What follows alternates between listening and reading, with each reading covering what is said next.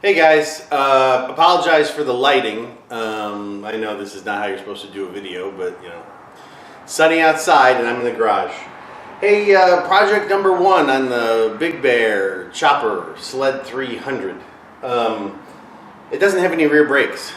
Pedal goes all the way down and does nothing. So, in order to check that out, and we'll see what we figure out here, just wanted to tell you the pain of this. The master cylinder for the rear brake is underneath the exhaust. So of course you can't get access to it and get the bolts off. I did get the bolts off, but you couldn't get the cover off without removing the exhaust. So here's what that looks like. This is the cover. And I had to remove these 2 bolts back here, and these 2 bolts obviously are nuts up here on the exhaust, and of course also have to remove the heat shield, or you can't. Well, at first I was hoping I could just remove the heat shield and I'd have enough access, but no such luck. Anyway, I'll let you know what I find here in the next few minutes, but we're off to start on the first Big Bear project. Alright, so hey guys, I think I have the brakes bled well enough to work again. It was kind of a challenge. I did buy a Harbor Freight brake bleeder, which I had previously from the bike that I built back in 2005. And I really hadn't touched that tool for 20 years, and I still have it, but I believe I threw away a lot of the extra parts that went with it when I've been cleaning up this garage here over the past, past few months. Anyway, just wanted to say that it looks like the brakes are going to work, but the issue that I had while I was using this vacuum bleeder was that it would pull fluid out, very, very little, and a lot of air.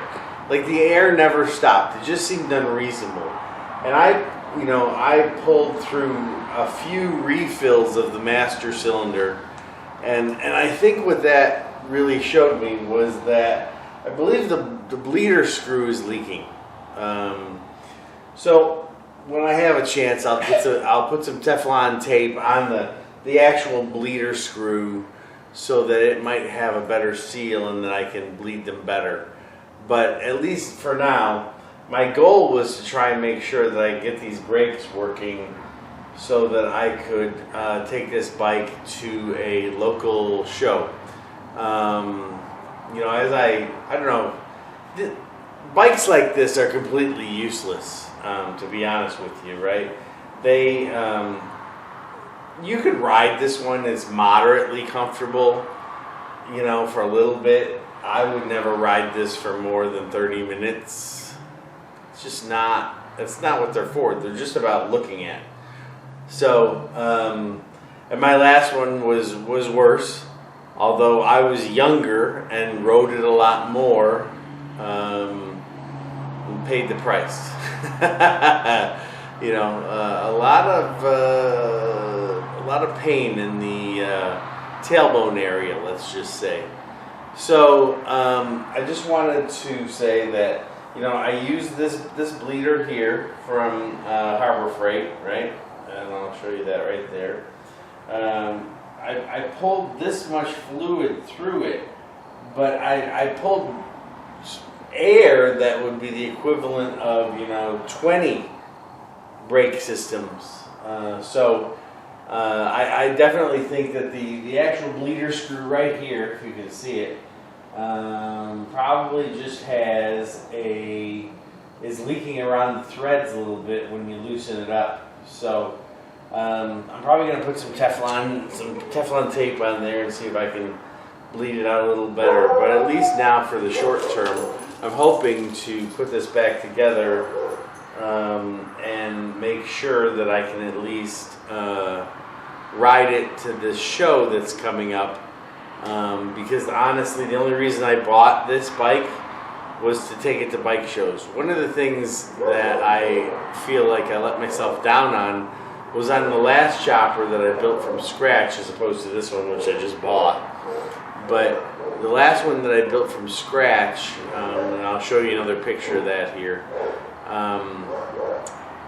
That bike only went to a few shows, and the shows that it did go to wasn't with me. It was with a friend of mine who was showing a whole bunch of bikes, like at I don't know, was it down in the Chicago McCormick Place venue? I forget what the event was called, but I forgot. All right, so hey guys, just got done with the test ride. Got the exhaust bolted back on, the exhaust covers put back on. Truth be told, there are multiple clamps, stainless steel tubing clamps that are used to hold the chrome covers over the exhaust. There's one right here that's almost impossible to install because of the location of the master cylinder for the rear brake. I didn't get it back on there, so I'll have to try that again some other time, but it's just so very tight in there to try and get that clamp on there, and then, you know, get the tab back into the threaded side, and then get a wrench or a screwdriver on there, depending on anything you can get on there. So, but anyway, it's looking good. Everything's bolted up. You know, of course, I had sprayed everything down with WD-40 to get it to loosen up, and so as soon as I started, it was smoking, which of course always makes you nervous, even though you're like, oh, I know it's WD-40, but I'm still nervous. Anyway, that stopped relatively quickly, and so here it is. Everything's looking good, and I think we'll be good to go to the show next weekend. Today is Thursday night, so it's not 2 days from now, Saturday. It's a week and 2 days, so 9 days. Hopefully I'll have some time to, you know, clean up some stuff, wipe it down. You know, aluminum is one of those things where you can put aluminum polish on something and you can polish the crap out of it and get it to almost gleam like chrome. And I did that on some Corvettes, and it really lasted a long time. I used a product called Never Dull, but I only did it on certain things like control arms, the A-arms that held the front tires on the Corvette. I'm not sure I'd be willing to do that on wheels, because it would be such a lot to do and a lot of maintenance after you start that process. I mean, once you start, you can't go back. So not sure if we'll just run it like it is and enjoy it, which is not my style. I usually save everything for the next guy or for myself, because I'm going to live forever. And you know, in the last 5 to 10 years, I've realized that's not going to happen. So I'm trying my best to enjoy life more and use the things that I've purchased and worked hard to accomplish. So anyway, here it is. It's looking good. Maybe we'll even look for a license plate. Crazy idea, right? Texas has some new laws about license plates and inspections. It might be a little bit easier, so maybe I'll be able to get that done in the next week. We'll see.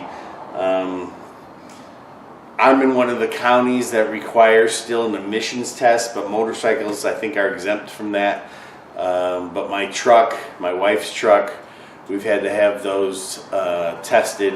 And when I say tested, they don't really test it. They just plug into the ODB, onboard diagnostic, OBD2 plug, and make sure everything's running correctly. So they don't do tailpipe sniffing or anything like that. When I was back in Illinois, back in the Chicago area, they used to you know, be more thorough in the test and put your car on almost like a treadmill, where they, you know, a dyno, if you will, and spin the tires and everything, but not anymore, or at least not here in Texas. So at least something good about Texas, right? So anyway, everybody, thanks a lot. I'll see you guys on the next one.